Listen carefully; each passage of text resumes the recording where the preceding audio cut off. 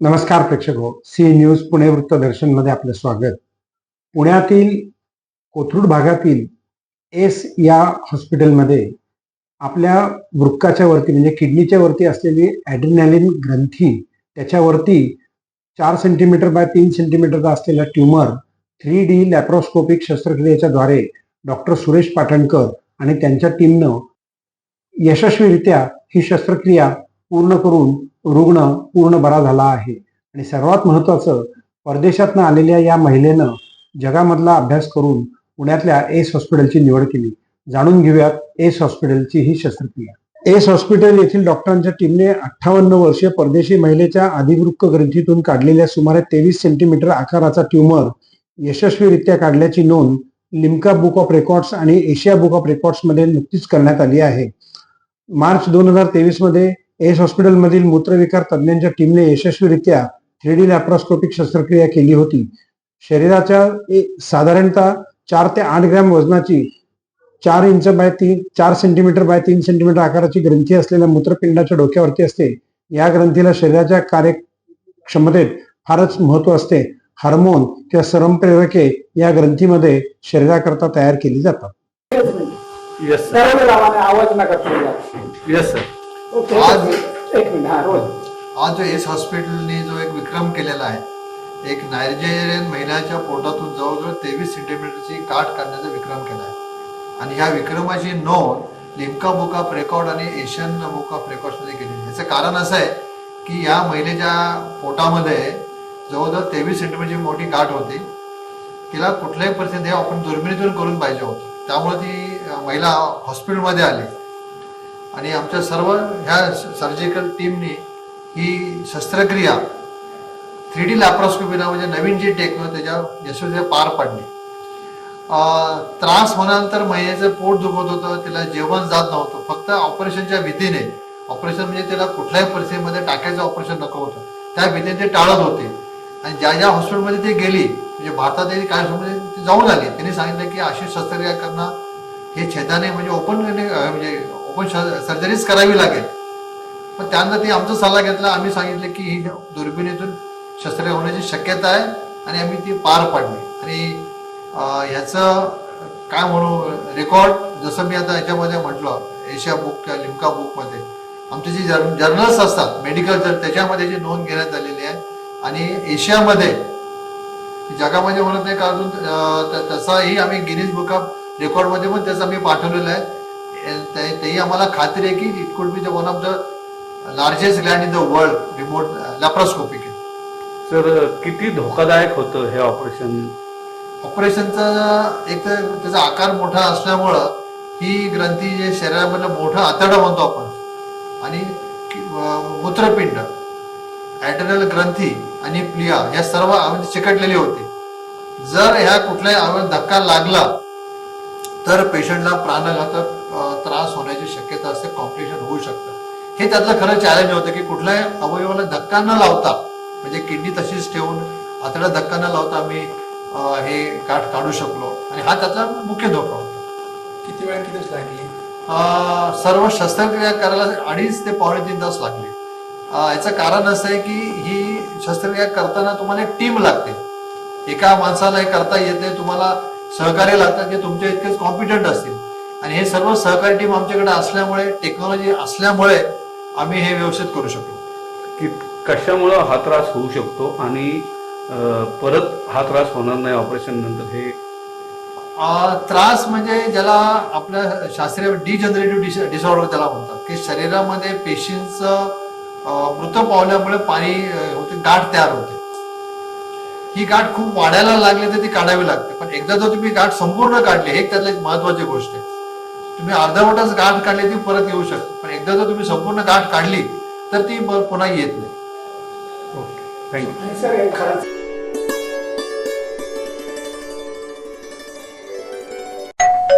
अहो उठा ना, ऑफिसला नाही का जायचं? अगं मला आज फ्रेशच वाटत नाही, काही करायची इच्छाच नाही. अहो मग तुम्ही आजपासूनच न्यू युनायटेड फार्मसीचे गुड मॉर्निंग चूर्ण घेणं सुरू करा. अपचन, मलावरोध, बद्धकोष्ठ, आम्लपित्त आणि पोटाच्या तक्रारींवर खात्रीशीर आयुर्वेदिक उपाय. गुड मॉर्निंग चूर्ण. 35 वर्षांपासून सगळ्यांच्या पसंतीचे गुड मॉर्निंग चूर्ण औषधांच्या प्रत्येक दुकानात मिळते.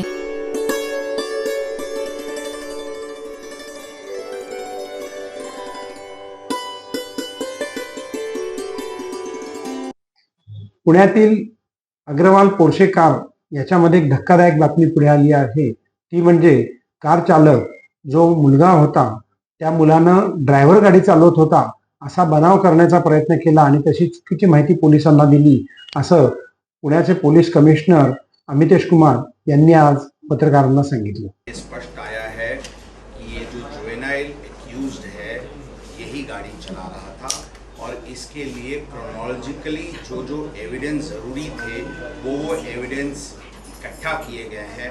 उदाहरण के तौर पे जब वो घर से निकला था उसके घर के सिक्योरिटी गार्ड के पास की जो रजिस्टर है उसमें पहली एंट्री है कि ये लड़का, ये आरोपी ये गाड़ी लेके निकला है. इस प्रकार के सीसीटीवी फुटेजेस और अलग अलग एविडेंस, टेक्निकल एविडेंस के तौर पे हमने हमारी निश्चित हुई है कि ये गाड़ी ये जुवेनाइल एक्यूज चला रहा था. इसके साथ साथ आई विटनेसेस की स्टेटमेंट भी हमारे पास है जो टेक्निकल एविडेंस को कोरोबरेट करती है. इसमें हमने बताया कि इस प्रकार की कुछ अटेम्प्ट घटना होने के कुछ घंटों में करने का प्रयत्न किया गया था कि इसमें ड्राइवर, ये एडल्ट ड्राइवर ये गाड़ी चला रहा था और ये आरोपी ये गाड़ी नहीं चला रहा था. इस तरह की बात सामने आ रही है. इसकी हम पूरी तरीके से तहकीकात करके जो भी इस प्रकार का प्रयत्न किया उसके विरुद्ध 201 आईपीसी एविडेंस डिस्ट्रक्शन के तहत कार्रवाई की जाएगी.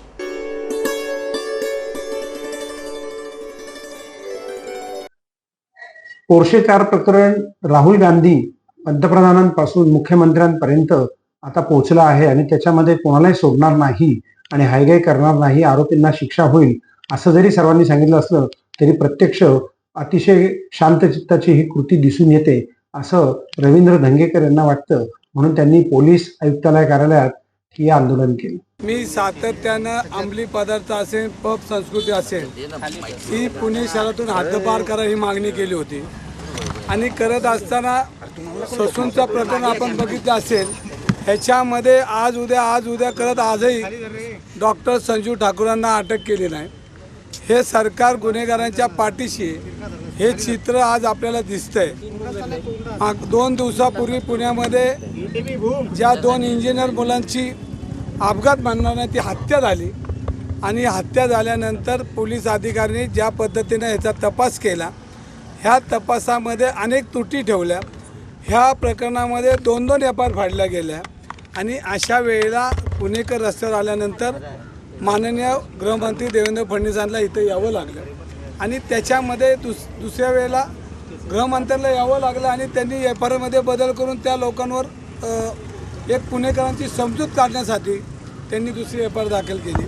पण ह्याच्यामध्ये माझी ही मागणी आहे की तपास अधिकाऱ्यावर पहिला गुन्हा दाखल यांनी केला पाहिजे आणि यांनी गुन्हा दाखल नाही केला तर रोज मी वेगवेगळ्या ठिकाणी पुण्यामध्ये जाऊन वेगवेगळ्या स्पॉटवर जाऊन ही माझी रोज आंदोलन चालू राहणार आहे.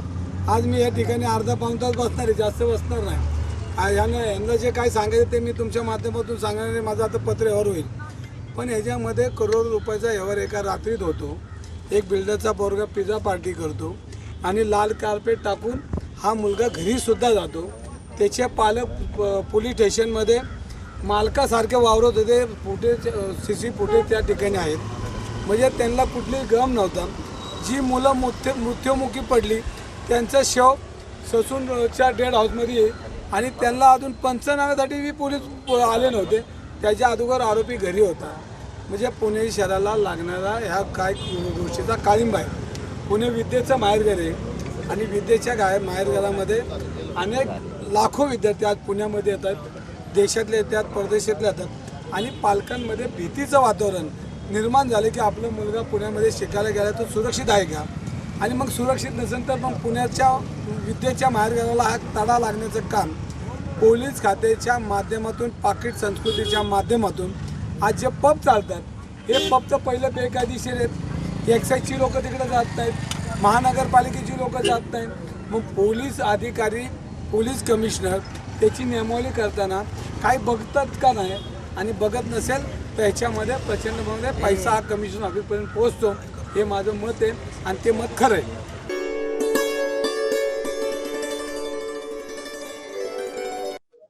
देशात आपल्या सर्वांना अभिमान असावा अशी नॅशनल डिफेन्स अकॅडमी, आणि तीही आपल्या पुण्यात चांदणी चौकात NDA म्हणून ओळखली जाते. त्या ठिकाणी 146वा दीक्षांत समारंभ आज करण्यात आला. स्वातंत्र्योत्तर काळामध्ये पंडित जवाहरलाल नेहरूंनी ज्या काही योजना आखल्या त्यामध्ये NDA ही एक मोठी संस्था पुण्यात मिळाली, आणि त्याचा फॉलोअप त्यावेळेचे काँग्रेस पक्षाचे श्री काकासाहेब गाडगे यांनी केला होता. जाऊयात आपण NDA.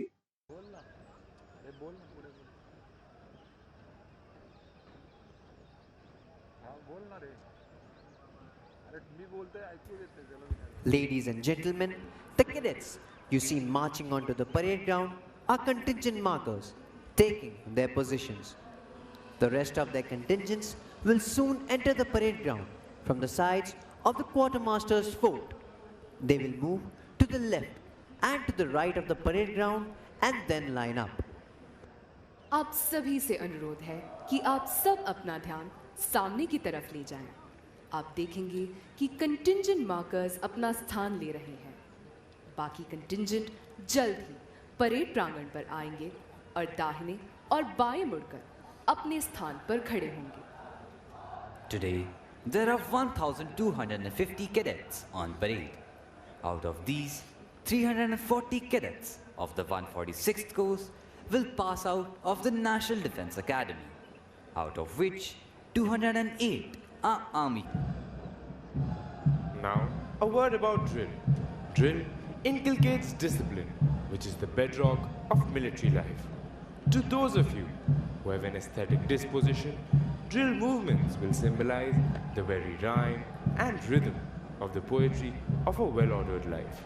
And that's precisely the primary aim of this institution, to train our cadets in the art of cultivating a way of life in which the highest and the noblest attributes of discipline, character, And his co-pilot is Squadron Leader Alok Shukla, 122nd course Echo Squadron. The third aircraft is being piloted by Wing Commander Abhishek Singh, 116th course Alpha Squadron, and his co-pilot is Wing Commander Manu, 114th course Juliet Squadron. The third flypast will be by 3 Su-30 aircrafts. Piloting the first aircraft is Wing Commander Manish Gupta, post K cadets. इसी दृढ़ निश्चय व इन्हीं फौलादी इरादों के साथ जीवन के अगले पड़ाव की ओर बढ़ रहे हैं. it is this discipline and loyalty that the nation is proud of in every warrior, which are painstakingly developed and ingrained here at the National Defense Academy. The National Defense Academy stands for traditions built over years of experience with excellence through training and hard work. Culture growing out of such traditions has molded every generation of cadets.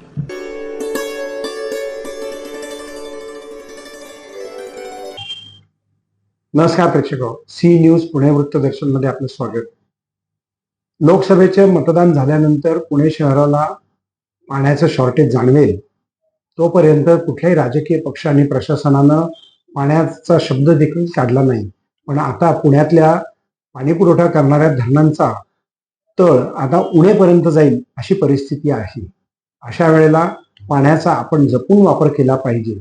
Pune वृत्तदर्शननं निवडणुकीच्या बातमीपत्रांमध्ये स्पष्ट भूमिका दिली होती की आता प्रशासन जागं होईल आणि आता पाण्याचा नियोजन करून आपल्याला 1 दिवसाआड पाणी येण्याची शक्यता आहे. त्या प्रकारची हालचाल आता शासकीय स्तरावरती सुरू झालेली आहे आणि येत्या काही दिवसांमध्ये त्याचं आपल्याला निवेदन सुद्धा मिळेल की पाणी आता दिवसात 1 तास येणार, 2 तास येणार, 1 दिवसाआड येणार. तेव्हा पाण्याचा वापर नीट करा. आणि मोहन धारिया यांनी वनराईच्या माध्यमातून सांगितलेला पाणी आरवा पाणी जिरवा हा मंत्र आता आपल्याला महत्वाचा वाटतो.